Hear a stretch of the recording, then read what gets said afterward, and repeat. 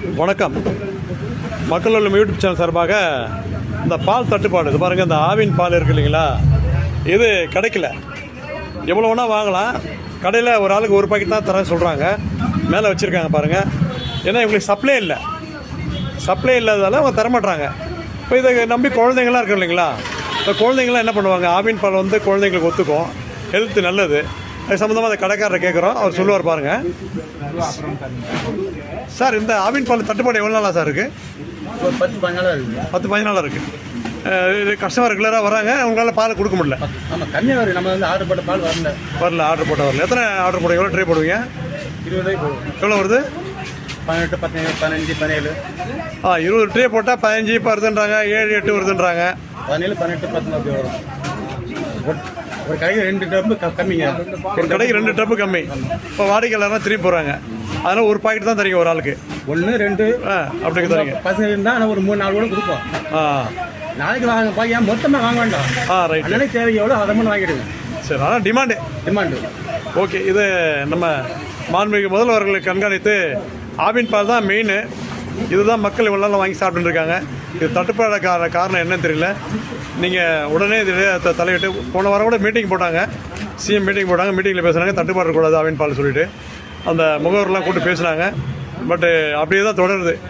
இதோடைய நிகழ்வு என்னன்னு தெரியல. அங்கே ஆவின் டிபார்ட்மெண்ட்டில் என்ன நடக்குது தெரியல. ஏன் திடீர்னு இந்த தட்டுப்பாடு? அரசாங்கத்தை சேர்ந்த டிபார்ட்மெண்ட் தானே ஆவின் அப்படின்றது. ஐயா, உங்களுக்கு ரெகுலராக வந்தால் நீங்கள் எல்லாருக்கும் இஷ்யூ பண்ணுவீங்க? ஆமாம், கொடுத்துருவோம். தட்டுப்பாடு சார், ஆவின் பால் தட்டுப்பாடு, அதை பற்றி உங்கள் கருத்து என்ன சார்? இது ஒரு 2 பாக்கெட் மேலே தரமாட்டுறாங்க. எல்லா கடையிலையும் அப்படி தான் போயிட்டு. இப்போ தட்டுப்பாடு எல்லா இடத்தையும் நார்மலாக தட்டுப்பாடு தான், ஃபுல்லாக தட்டுப்பாடு தான். சரிங்க. இது சம்மந்தமாக தராங்க, அது மாதிரி தரமாட்டுறாங்க. இப்போ நம்ம யூஸ்ஃபுல் ஃபேமிலினா ஒரு 3 பாக்கெட் 4 பாக்கெட் தேவைப்படும்.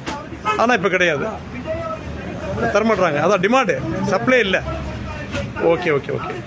நன்றிங்க. ஏன் நீங்கள் என்ன சொல்கிறீங்க? ஆவின் பால் தட்டுப்பாலை பற்றி என்ன சொல்கிறீங்க? ஆவின் பால் தான் மக்கள் விரும்புகிறாங்க. ஆமாம், அதை யூஸ் பண்ணுறாங்க. ஆமாம். இப்போ அது இல்லைன்ற பட்சத்தில் வந்து எல்லாம் கொஞ்சம் கஷ்டம். மற்ற பாலாம் ரேட்டு ஜாஸ்தியாக இருக்குது. ஆமாம். ஆரோக்கியம் எடுத்துக்கிட்டோன்னா 42 ரூபா அந்த மாதிரி 1/2 லிட்டர் போகுது. லிட்டர் 80, 82 ரூபா, 84 ரூபா இருக்குது. சரிங்க. இன்னைக்கு பொருளாதாரத்தை பார்க்கும்போது அவ்வளோ சம்பளம் கிடையாது. அப்படி பாலுக்கு மட்டுமே மினிமம் 1 லிட்டர் ஒரு வீட்டுக்கு ஆனாலுமே 100 ரூபாய்கிட்ட வந்துடுது. ஆமாம், ரொம்ப கஷ்டம். ஆவின் பால் வந்து தட்டுப்பாடு இல்லாமல் கவர்மெண்ட் கொடுக்க நமக்கு ஏற்பாடு பண்ணால் மக்களுக்கு இது நல்லதாக இருக்கும். தட்டுப்பாடு இல்லாமல் கொடுக்கணும். இதுக்கு என்ன எங்கே பர்ச்சேஸ் பண்ணி என்ன தனியாருக்கு மட்டும் பால் எப்படி கிடைக்குது? அவங்க பால் விற்கிறாங்க இல்லையா தடை இல்லாமல்.